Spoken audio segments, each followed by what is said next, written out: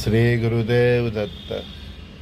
ઘણા મિત્રોનો મેસેજ છે કે સર કોરોના દસ્તક દઈ રહેલો છે. મેં કહ્યું દીકરા કહ્યું જ છે કે 6 જૂન સુધીનો સમય, 18 મે પહેલાંનો 18 દિવસ ને 18 મે પછીના 18 દિવસ ઘણા વિસ્ફોટક છે. કોરોના દસ્તક દઈ રહેલો છે, બોર્ડર પર યુદ્ધ કન્ફર્મ છે, ભારત સરકાર ગંભીર રીતે તૈયારી કરી રહેલું છે અને તે પણ આ પાર પેલે પાર. 6 જૂન સુધીમાં પાકિસ્તાનનો વીટો વળી જાય છે, ઠીક છે, એ તો 6 જૂન પછી પણ ચાલુ રહે છે. પહેલાં જ કહ્યું છે કે જુલાઈ કરતાં ઓગસ્ટ ખરાબ, ઓગસ્ટ કરતાં સપ્ટેમ્બર ખરાબ, સપ્ટેમ્બર કરતાં ઓક્ટોબર ખરાબ, ઓક્ટોબર કરતાં નવેમ્બર ખરાબ. ખરાબ એટલે આ યુદ્ધની પછી તીવ્રતા વધતી જશે. ભારત સરકારે જે કંઈ પણ પીંડું વાળવું હોય ને તો આ 6 જૂન સુધીનો સમય છે. પછી પેલા લોકો ટક્કર આપશે. હવે પછી જે પણ પહેલાં મેં અફસોસ કેમ જાહેર કરેલો, ઓપરેશન સિંદૂર અટકી ગયો ત્યારે મારા વિડીયોના અંતર બોલેલો કે આઈ એમ નોટ હેપી બિકોઝ તે સમય એવો હતો કે આપણું કોઈ પણ ખૂન વયા વગર આપણને ફટે વિજય મળી શકે એમ હતું. હવે જે કંઈ પણ થશે એમાં આપણું પણ લોહી રહેશે, એટલે એના માટે તૈયાર રહેવાનું. કોઈ પણ પહેલાં સમય અલગ હતો. એ સમય એવો હતો કે આપણું લોહી વેરાયા વગર આપણને જે જોઈએ તે મળી શકે એમ હતું. તમે કીધું ને કે માઇક ટાયસનની એક જ ફેટથી પાકિસ્તાન ધરાશય થઈ ગયું.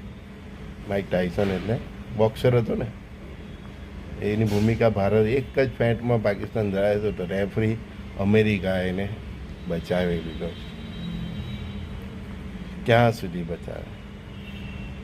પેલું આપણામાં કહેવાય છે ને, બકરે કી માં કબ તક ખેર મનાએગી.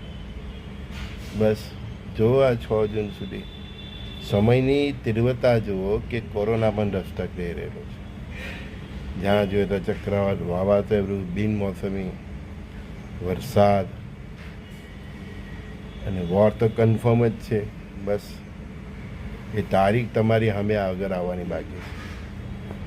અમને અંદાજ પણ આવે છે અને ખબર પણ હોય તો પણ જનહિતાએ શું, રાષ્ટ્રના હિત માટે એ બોલવું જરૂરી નથી.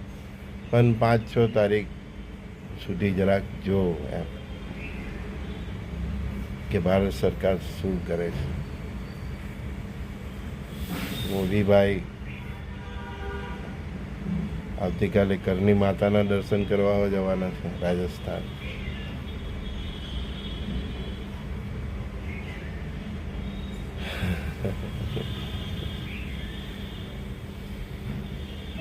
રાજસ્થાનના જે રાજા હતા એ રાજાને યુદ્ધ કરવાની જરૂર પડતી હતી. એમના વતી આ કરણી માતા જ યુદ્ધ કરતી, એવી એની કથા છે. તો એ જ કરણી માતાના દર્શન કરવા 22 તારીખે મોદી સાહેબ જઈ રહેલા છે. કંઈક છે, બહુ મોટું છે, બહુ ગંભીર છે અને જે આપણા બધાના સપના છે તે બધા પૂરા થાય એ દિશામાં છે. પણ ખાલી મને તકલીફ મને પોતાને એ છે કે જે 6-7 તારીખે જે આપણે એક્શન લીધું હતું તો તે વખતે આ વિજય આપણને એકદમ સરળતાથી મળી જતો. હજુ પણ સરળ જ રહેવાનું છે. આપણી સેનાનું કોઈ પરાક્રમ તો આખી દુનિયા જોવાની છે અને ભવિષ્યમાં કોઈ આ સેના કે આ સરકારનું નામ નથી લેવાનું. પણ હવે થોડું ખૂન વહેશે આપણું પણ, કારણ કે એ લોકોને તૈયારી કરવાની તક મળી ગઈ ને ભાઈ. દુશ્મન સાવધ થઈ ગયો. અમેરિકાને ક્યારેય માફ નહીં કરતા ભાઈ, જદ્દાર છે. ફરી વાત ઉપડી જતો કહું, જે અમેરિકાએ આખા દુનિયાને ખૂનના આંસુ વહાવ્યા છે. ઈરાકના સદ્દામ હુસેનનું મર્ડર કર્યું છે, હવે ઈરાન પાછળ લાગેલો છે. ભારત પાકિસ્તાનના વોર માટે પણ એ જ જવાબદાર છે. ચોરને કે ચોરી કરીને સાહુકારને કે જાગતો રહે. F-16 વિમાન એને આપવાની શું જરૂર? આ વોર થાય તે પહેલાં જ એને પૈસા આપ્યા. આઈએફસી એટલે ઇન્ટરનેશનલ બેંકમાંથી 20,000 કરોડની લોન પણ પાસ કરાવી દીધી. એ લોકો ઈચ્છે જ છે કે ભારત અને પાકિસ્તાનની વોર લાંબી થાય અને ભારત મહાસત્તાની રેસમાંથી હટી જાય. આમાં ચાઇના પણ એટલે સપોર્ટ કરશે પાકિસ્તાન. પણ એક વાત કહી દઉં તમને, આ યુદ્ધ મહાદેવ અને મહાકાલીનું છે. અને તમે જોજો, જેટલા પણ લોકો આમાં હાથ નાખશે એ બધાની આંગળીઓ અને હાથ દાઝવાના છે. એ બધા રાષ્ટ્રો ખતમ થઈ જવાના છે. ભારત વિરુદ્ધ ષડયંત્ર કરનાર બધા જ રાષ્ટ્રો જળ મૂળથી ખતમ થઈ જવાના. જળ મૂળથી નામું નિશાન નથી રહેવાનું.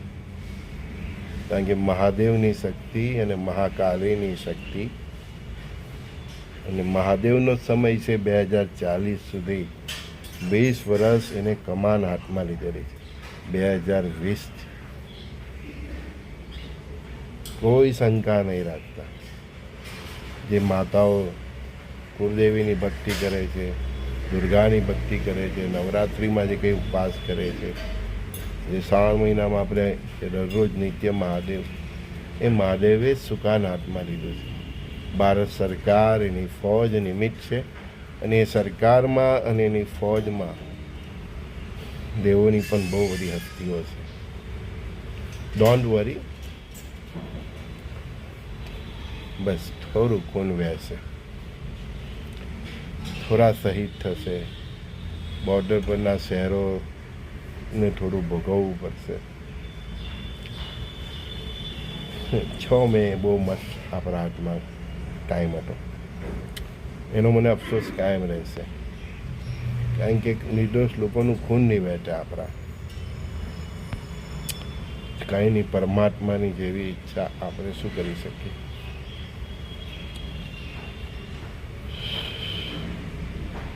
એટલે બિંદાસ નહીં થઈ જતા. યુદ્ધ આપણા માથા પર જ છે અને જે દેશ યુદ્ધ લડતું હોય ને આપણે તો હવે વિશ્વ વિજેતા થવાના એ રીતે લડવાના છે. પાકિસ્તાનના ભૂકા બોલાવવાના છે. જેટલું આપણા હકનું છે તે લઈ લેવાના છે. ઇન ફ્યુચરમાં એ બધા ટુકડાઓ પણ આપણી સાથે જોડાઈ જવાના છે. બાંગ્લાદેશની તો એ જ હાલત આપણે કરવાના છે. ચીનની પણ એ જ હાલત કરવાના છે.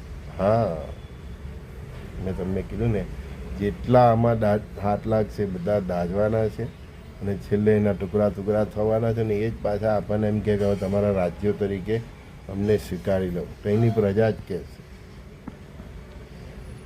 પછી અફઘાનિસ્તાન હોય, ઈરાન સુધી જે જૂનો નકશો છે ને, જો તમે જોયો હોય તો અખંડ ભારતનો, એની પર દ્રષ્ટિ કરો ત્યાં સુધી ફેલાઈ જવાનું છે. એમાં કોઈ શંકા નથી. રહી વાત હમણાં મિત્રોએ પૂછ્યું કોરોનાની, તો ભાઈ આ 15મી જૂન સુધીમાં એનું બધું એન્ડ આવી જાય તો ઠીક છે, નહીં તો પછી આ કોઈ ખેલાડીનું કામ છે એમ સમજજો. સમજી ગયા? કંઈક સિઝનેબલ રોગ હોઈ શકે તો ઇટ્સ ઓકે, બરાબર. તો 15મી જૂન સુધી આ મે ચાલે છે, હા, તો 15મી જૂન સુધીમાં આ બધું કોરોનાનું વાઇન્ડઅપ થઈ જાય તો ઠીક છે. અને તે પછી પણ ચાલે. તો આ એક ખેલ છે. કંઈ નહીં, ભારત સરકારે સક્ષમ છે. લાસ્ટ ટાઈમો ફાઇટ આપેલી છે. એટલે મેં કહ્યું છે વારંવાર કે હવે જીવન પદ્ધતિ જ એવી રાખો કે 4-6 મહિના ચાલે એ પ્રમાણે અનાજ, પૈસા, તે તમારી જીવન છે. વારંવાર એટલા માટે જ કહ્યું, કંઈ ને કંઈ ભૂત કાઠિયા હોવાનું છે કે નથી. તમે વિચારેલું કોરોના આવે, વોર તો હજુ માથા પર છે જ. આપણે બધાએ જોવાનું છે ટીવી પર બેસીને કે ભારત સરકાર અને ભારતની સેના શું શું કરે છે. કોઈ શક્યતા એવી નથી કે 2026 સુધી ખેંચાય. આ વર્ષે જ બધું થવાનું. એટલે તો વારંવાર કેવું છું કે 6 જૂન સુધીમાં તો જો તો ખરા આપણી સરકાર અને સેના શું કરે છે. નહીં કરે તે પછી થશે તો બહુ લાંબુ ને ભયંકર થવાનું છે. વારંવાર કહેવું છું આ શબ્દો. આપણે હવે વેઠવાનું તો છે જ. 150 કરોડમાંથી આપણા પણ 100 નથી દેવાના, 100ની ઉપર. તો પરમાત્માની ઈચ્છા બળવાન છે, એમાં તમે ને હું શું કરી શકું? અમે તો એક હાઇલાઇટ આપી શકીએ, ભાઈ સ્ક્રિપ્ટ આ રીતની છે, અને તમે જુઓ છો કે એ સ્ક્રિપ્ટ પ્રમાણે જ થઈ રહેલું છે. ને આ બધી સ્ક્રિપ્ટ સંજુ બાબાને 1992થી ખબર છે, ને 2020થી એ જ દિશામાં જઈ રહેલું છે. 2014થી આપણે ત્યાં ક્રાંતિ આવવાની હતી, આવી ગયા મોદી સાહેબને. બધું એ સ્ક્રિપ્ટ પ્રમાણે જ ચાલી રહેલું છે. કીધું ભગવાનના બધું મૂવી ઉતરી ગયું છે, આપણે જોવાનું જ છે. અમને મૂવીની સ્ક્રિપ્ટ ખબર છે, એ દિશામાં જ જાય છે, અને તમને સમય પહેલાં અમે થોડું થોડું બતાવતા જઈએ છીએ. બરાબર. મૂવી ક્યારે રિલીઝ થવાની તારીખ તો એ પ્રોડ્યુસરનું ને ડાયરેક્ટરના હાથમાં છે. બરાબર. ભગવાન ક્યારે શું કરવાના એ બધું એના પર છોડી દો. અમે તમને સ્ક્રિપ્ટની થોડી હાઇલાઇટ આપીએ છીએ, અને એ પણ ખબર કે આ હાઇલાઇટ તેટલા લોકો સુધી જ જવાની છે, તેટલા લોકો જ સાંભળવાના છે કે જેની પર મહાદેવની એની કુળદેવીની કૃપા છે. બાકીના વેઠવાના જ છે એટલે ભાઈ કાંઠી સાંભળવાના. ત્યાં સુધી કેવું વોટ્સઅપમાં પડેલું હોય તો કોઈ જોવાનું નથી આ વિડીયો, એના ભાગ્યમાં નહીં હોય તો નહીં જોઈએ. એક વ્યક્તિ ચણ નાખે, બરાબર, ચણ નાખે તો જે પક્ષીના ભાગ્યમાં હોય તે ખાઈ લે, દુર્ભાગ્યશાળી હોય તે કોશિશ કરે તો એના હાથમાં કંકણ જ આવે. કોરોના આવે કે યુદ્ધની એવી ચિંતા આવે, એનાથી બચવાનો એક જ ઉપાય છે, રોજ 15-20 મિનિટ 25 મિનિટ દેવસ્થાનમાં દીવો પ્રગટાવી ધૂપ કરીને 15-20 મિનિટ કીર્તન કરો. શુદ્ધ સાત્વિક જીવન જીવો, ચરિત્ર સાફ, સખા ભાવથી જીવો, પરસ્પર દેવો ભાવથી જીવો, વસુદેવ કુટુંબકમના ભાવથી. આ એક જ જડીબુટ્ટી પરમાત્માએ આપેલી. કેમ થાય, હું થાય ને મારું હું થાય, એ બધા પ્રશ્નોનો આ જ જવાબ છે. રોજ 15-20 મિનિટ ભજન કીર્તન કરો, શુદ્ધ સાત્વિક જીવન જીવો, બાકીનું બધું તમારા ભગવાન પર છોડી દો. એને હવે આ પૃથ્વી પર જે ખરેખર માણસ છે તે જ વાલા છે, બાકી બધું કચરું એ સાફ કરવા બેઠો. આપણે એ કચવામાં આવું કે માણસમાં આવું એ હવે આપણી નિયતિ પર છે, આપણો કર્મ પર છે, આપણા જીવન પર છે, આપણી હવે ફિલોસોફી પર છે. ભગવાને તો એડવાન્સમાં ફોર્મ્યુલા આપી દીધી, અમારા ગુરુને આપી, અમારા ગુરુએ અમને આપી, અમે તમને આપી. શ્રી રંગવદૂત મહારાજ થઈ ગયા, એને એક જ ફોર્મ્યુલા આપી, પરસ્પર દેવો ભવ. બધા એના માટે ફોલો આપે.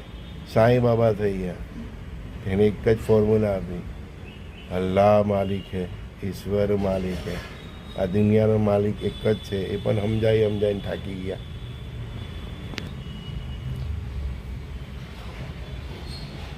સુરતમાં શ્રી વિશ્વનાથ અવધૂત થઈ ગયા, એમને સેવાનો ધર્મ આપ્યો, માનવ સેવા પ્રભુ સેવા.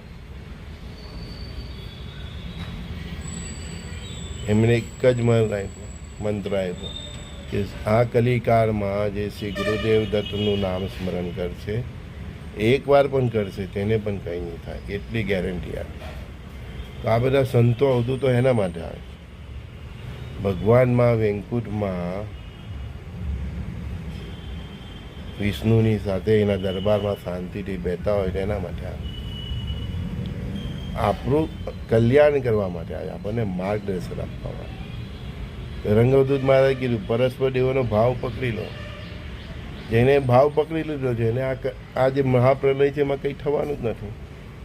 સાંઈબાબાએ પણ બહુ કોશિશ કરી કે હિન્દુ મુસ્લિમ વચ્ચે એકતા થાય. એમણે મુસલમાનોનું પણ બહુ મહત્ત્વ આપ્યું. એમને પણ આ ધારામાં લાવવાનો પ્રયત્ન કર્યો, એ પણ ફેલ થઈ ગયા. ઉલટી કાંઈ મગજમારી ચાલુ થઈ ગઈ કે આ મારા સાંઈબાબાને પેલો કે મારા સાંઈબાબા. અવતારી પુરુષ કોઈના નથી હોતા, આપણા સર્વના હોય છે. એણે પણ એ સમજાવવાની કોશિશ કરી કે ઈશ્વર એક જ છે, અલ્લાહ એક છે, પરમાત્મા એક જ છે. ભલે અલ્લાહ શબ્દ એનો છે પણ પરમ શક્તિ તો એક જ છે ને એમ. એટલે એણે પણ એ આખી જિંદગી એ જ સમજાવવાનો પ્રયત્ન કર્યો. એની પાસે આવનાર હિન્દુ કે મુસલમાન કોઈનો એને ભેદ નહીં રાખ્યો. એવું જ રંગ અવધૂત મહારાજનું હતું, એવું જ વિશ્વનાથ હતું. જે સમર્થ અવધૂતો થઈ ગયા છે એના ભક્તોમાં બધા જ ધર્મના લોકો હતા, તો પણ એ બધા જ ફેલ થઈ ગયા. એમને એમની રીતે પ્રયત્ન કર્યો, ફેલ થઈ ગયા. એટલે મેક્સિમમ લોકો સુધી એ સમજાવવામાં નિષ્ફળ રહ્યા. એ નિષ્ફળ એ નથી રહ્યા, એકચ્યુઅલી એ લોકોનું દુર્ભાગ્ય કે જે આ નથી સમજ્યા. એ લોકોનું દુર્ભાગ્ય છે જે આ નથી સમજ્યા. કારણ કે જે આ નથી સમજ્યા ને તે જ આ બે ઘંટીના પળમાં પીસાવાના છે. અને વચ્ચે જે રહેવાનું છે પેલો પથ્થરની ઘંટીમાં જે ખોટ છે તે ત્યાં જેટલા પણ અવતારી પુરુષ થઈ ગયા ને એના શબ્દને સમજી લીધું તે ખોટ પાસે રહેવાના. એટલે એ સંતો હતું તો ફેલ નથી ગયા. મતલબ એ લોકોએ બધી કોશિશ કરી લીધી. પણ જેને પરસ્પર દેવનો ભાવ સમજી લીધો, જેને સાંઈ બાબાનો અલ્લાહ માલિક, ઈશ્વર માલિક, પરમાત્મા એક જ, જે એને એક જ તત્વ છે એની જે વાત કરી, જેને એક તત્વને સમજી લીધું, વિશ્વનાથ અવધૂતની જેને વાત સમજી લીધી કે પરમ તત્વ એક જ છે, ગુરુ તત્વ એક જ છે, ઓમ તત્સત શ્રી ગુરુદેવ દત્ત, તત્વમસી છે ગુરુદેવ, તે જે તત્વ છે તે જ ગુરુદેવ છે. એ પરમ તત્વ એક જ છે, પરમાત્મા તત્વ એક જ છે.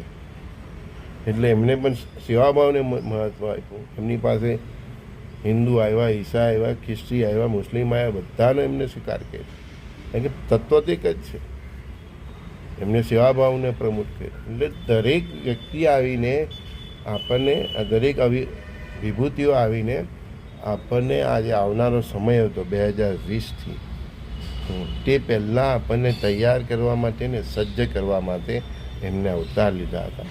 અને એમનાથી પ્રેરણા લઈને જેટલા લોકો એની પાસેથી શીખી ગયા છે, એમના બાળકો પણ જે એને જે માર્ગ અપનાવ્યો છે, એ લોકોને કંઈ નથી થવાનું. એ નસીબદાર છે. બાકીના દુર્ભાગ્ય કે જે આ વસ્તુ નહીં શીખશે, નથી શીખ્યા, એ જ પીસાવાના છે. અને હું રોજ તમારી આગળ આવીને ભોપું વગાડું છું, શુદ્ધ સાત્વિક જીવન ચરિત્ર. નહીં સમજો તો તમારી ઈચ્છા. આ ફિલ્મ લાઈન એ બધું આપણને આપણી વિરુદ્ધનું કાવતરું જ છે. તમને તમારું સંસ્કૃતિ ખબર છે, તમારા સંસ્કાર ખબર છે, તો પણ તમે બેકાર લોકોની ને તમારા હીરો બનાવ્યા. હા, તમારા હીરો કોણ છે? તમારા રિયલ હીરો કોણ છે? રામકૃષ્ણ, શંકર, હનુમાન, શ્રી ગુરુદેવ દત્તાત્રેય ભગવાન, ગણેશજી. હા, આ આપણા રિયલ હીરો છે. તમે ફાલતુ લોકોને હીરો બનાવ્યા. આ ખાન ને પેલો કપૂર. હે, તમને મૂર્ખ બનાવીને એ લોકોએ પોતાના ઘર ભર્યા અને સંસ્કૃતિને બરબાદ કરવાનું કામ કર્યા. સત્યાનાશ થશે એ લોકોનું. એ રીતની સ્ક્રિપ્ટ લખનારોનું, એવી વાર્તા લખનારોનું, એને પ્રમોટ કરનારનું, બધાનું સત્યાનાશ થશે. નામું નિશાન મીટી જશે. યાદ રાખજો સંજય બોડીવાલાને.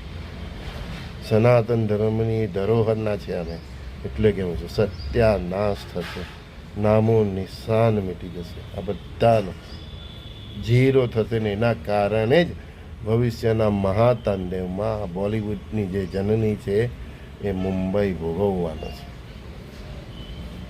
આખા રાષ્ટ્રની જીવનની સાથે રમનાર દિલ્હી ભોગવવાનો છે, કલકત્તા ભોગવવાનો, બંગાળ ભોગવવાનો. ભગવાનનું સુદર્શન ચાલે ને બાપ, ત્યારે કોઈના બાપની શરમ નથી લાગતો. અમારા શબ્દ છે, સત્યાનાશ થશે બોલિવૂડનો, એના એક્ટરોનું, એના રાઇટરોનું, ગીત લખનારનું, જે લોકોએ પણ આપણી સંસ્કૃતિને માં વિકૃતિ લાવવાનો પ્રયત્ન કર્યો છે, જડ મૂળથી સાફ થઈ જશે. વારંવાર કહું છું તમને બધાને, જેને પણ આ રાષ્ટ્ર, આ સંસ્કૃતિ વિરુદ્ધના જે પણ કાર્ય કર્યા છે ને અત્યારે પણ કરી રહેલા છે, સાવધાન થઈ જાઓ. સુદર્શન ચક્ર આવી રહ્યું છે, તમારો વિનાશ કરી દેશે. જે રાષ્ટ્ર ભક્તો છે, જે હરિના ભક્તો છે, ડોન્ટ વરી, તમારો જ સમય આવી રહેલો, પરમાત્મા તમારા માટે જ કરી રહેલો છે. પાણીમાં રોટી ભીનાવીને જે બિચારાઓએ ખાધી છે ને, એ લોકોને હવે દૂધમાં રોટલી બોળીને ખાવાનો સમય ભગવાન લાવી રહેલા છે. તમારા માટે જ કરે છે. પરમાત્મા સાધુ અને સજ્જનો માટે જ આ બધી લીલા કરે છે. જેને કોઈ નહીં પહોંચે એને પરમાત્મા જ પહોંચે. આવી ગયો છે, પૃથ્વી પર છે જ, ત્યાંથી એની લીલા ચાલુ જ છે. આવશે, પ્રગટ થશે. જ્યારે મેં તો જોયું છે એમને, ભગવાને એના મારા દર્શન કરાવ્યા છે કે સંજય આ રીતના એમનો એ છે. આવશે એટલે હું તમને કહીશ આ જ છે. અને ત્યારે પણ જે શંકા કુશંકા કરશે તેનું દુર્ભાગ્ય. અમે તો ઈશારા કરીને છૂટી જાઉં. આવશે એટલે હું કહીશ કે ધીસ ઇઝ અ હીરો. આ જ ભગવાનનો અવતાર છે. કહીશ છે જ પૃથ્વી પર. ગણપતિ દાદાએ દૂધ પીધેલું ને આખા દુનિયામાં, એનો સંકેત હતો. ઘણા પૂછે સાંઈ બાબા કોણ છે? હિન્દુ છે, મુસ્લિમ છે. શ્રી ગુરુદેવે કહ્યું છે કે ઋષિનું મૂળ એટલે ઋષિનું કુળ અને નદીનું મૂળ જાણવાનો ક્યારેય પ્રયત્ન નહીં કરો. હમણાં એક ભાઈ સાથે સંવાદ થતો હતો, તે મને કહે નરેન્દ્ર મોદીની શું કુંડલી છે? મેં કહું વિધાતાએ જેને સ્પેશિયલ નિમણૂક કરી હોય ને, એ નરેન્દ્ર મોદી હોય, કોઈ સાધુ હોય, કોઈ સંત હોય, કોઈ અવધૂત હોય, એની કુંડલી જોવાનો પ્રયત્ન પણ નહીં કરવો. જેટલા વિદ્વાન જ્યોતિષ છે એમને પણ કહું છું, એનાથી વિશેષ કોઈ પાપ નથી. જ્યારે કોઈ સંતની, કોઈ અવધૂતની, કોઈ સરદાર વલ્લભભાઈ પટેલની, કોઈ લોકમાન્ય તિલકની રચના પરમાત્મા કરે છે ને ભાઈ, ત્યારે નવગ્રહો અને દેવો પણ હાજર હોય છે. ને બધાની શક્તિથી એનો જન્મ થાય છે. એક આખો પ્રોગ્રામ બને.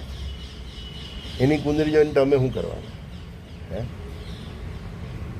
એ અંદર રહેલા ગ્રહો એની પાસે હું કામ કરવાનું બધું તમને કહેવાનું છે. હા, તમારા મસ્તિષ્ક સુધી એ પહોંચવા પણ નહીં.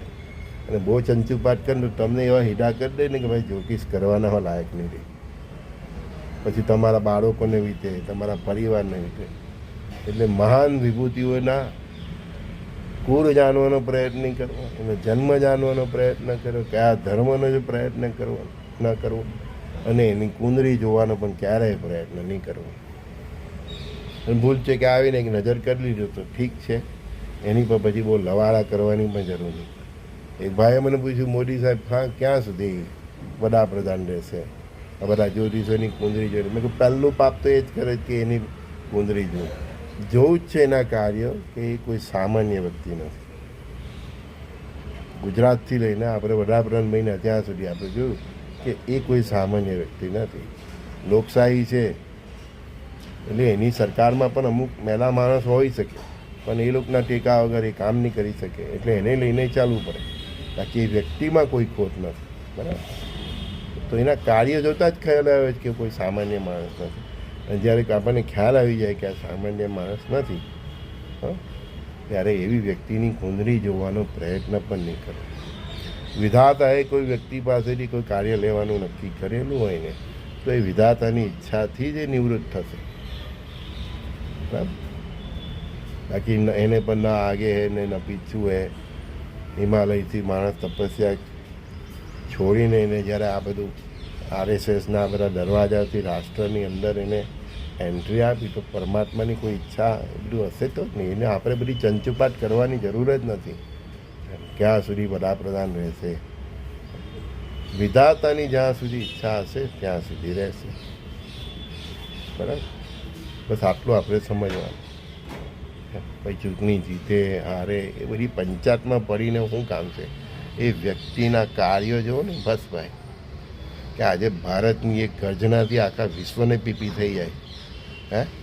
25 મિનિટની ફાઇટમાં ટાઇસનના મુક્કાથી પાકિસ્તાન ઢીલું પડી જાય. સેના તો એ જ હતી, પણ સેનાને સક્ષમ કરનાર પણ આ જ વ્યક્તિ છે ને. આ જ સેના પાસે બૂટ નહીં હતા. એને બૂટ પહેરાવનાર આ જ છે ને. આ જ સેના પાસે વિમાનો નહીં હતા, વિમાનો લાવી આપનાર એ જ છે ને. ભારતની લશ્કરી રીતે સ્વાવલંબી કરનાર, એનું મેન્યુફેક્ચરિંગ કરાવનાર પણ આ જ છે એમ. તો જેમ એક બાળકને બહુ સારી રીતે ભણીને મોટો ડિગ્રીદારીને ચાર્ટર્ડ એકાઉન્ટન્ટ થાય કે ડૉક્ટર થાય, બાળકની બુદ્ધિ ક્ષમતા ટેલેન્ટમાં કોઈ એ નથી, તો એની પાછળ એના મા બાપનો કેટલો ફાળો હોય છે એ દરેક મા બાપ સમજતા હોય છે. એમ અત્યારે જે આ લશ્કર છે એની પાછળ આ જે સરકાર છે એનો પણ બહુ સારો હાથ છે. એટલે પહેલેથી સેના તો આ જ સેના હતી એમ. જ્યારે કંઈ નહીં હતી ત્યારે અમે પાકિસ્તાનના એમાંથી બાંગ્લાદેશ છૂટું પાડ્યું.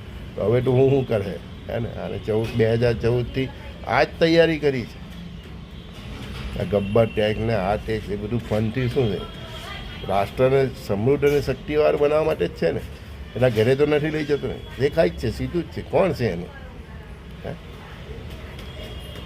ક્યાં સુધી વડાપ્રધાન રહેશે, શું કરશે, ઇલેક્શન જીતશે કે નહીં જીતશે, બધી જ પરમાત્માની ઈચ્છા છે. પરમાત્માની જ્યાં સુધી ઈચ્છા છે ત્યાં સુધી એ રહેવાનો જ છે. તો સંતો અવધૂતો આપણને લીલાઓ કરીને, સાંઈ બાબાથી લઈને રંગ અવધૂત મહારાજથી લઈને છેલ્લે વિશ્વનાથ અવધૂત, બજરંગદાસ, બધા આપણને કંઈ ને કંઈ સંદેશ આપી ગયા છે. એમાંથી આપણે ચાલો ત્યારે મળીએ ત્યારે શ્રી ગુરુદેવ દત્ત. સંજય બોડીવાલાના સર્વે સખાઓ મિત્રોને પ્રણામ. Gurudev Datt. Be careful, don't worry, be happy. અને 4-6 મહિના ચાલે તમારું જીવન ધોરણ, 6 મહિના 8 મહિના એ પ્રમાણે હવે સજ્જ રહ્યો. ટાઈમ આપી દીધો છે 2025થી 2032 સુધી એટલીસ્ટ. એ રીતે સજ્જ જ રહેજો, બરાબર. શ્રી ગુરુદેવ દત્ત.